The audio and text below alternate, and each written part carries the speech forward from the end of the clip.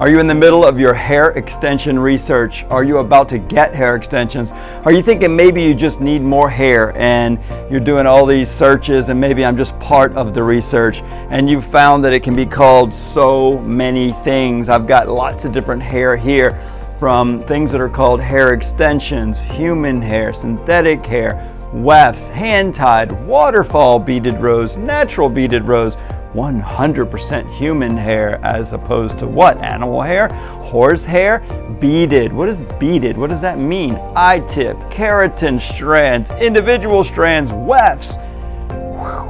I'm tired of saying the words, and that's not even all of them. And so I got some color rings here, I've got some hair behind me, and I just wanted to say 4 of the things that I think are most important when you're doing your research. Get in touch with that hairdresser, do a consultation, and figure out their experience level. So experience would be 1. How would you figure that out? Well, you're going to ask for references. Maybe you talk to an extension client.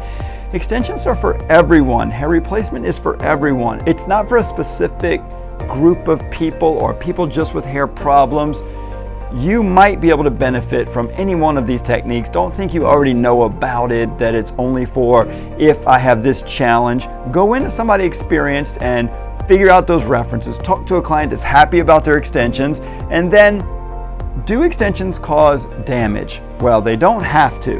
That's totally up to the hairdresser and the hair they use. So what you need to do is, again, through the references, see if they're experiencing any damage. That stylist should be certified or show that they've had some training somewhere. There's so many companies and techniques out there. It only matters if they do a good job with the hair they have and the hair lasts a long time, and that's going to come into price. And so we talked about experience, references, damage, and then how long they last. That's just a little key word to use. How long do they last? Because if they don't last a very long time, extensions should stay on your head somewhere between 2 and 4 months if done right. Some of them only going to last a few weeks, and some are going to say 7, 8, 9 months. That would be a red flag.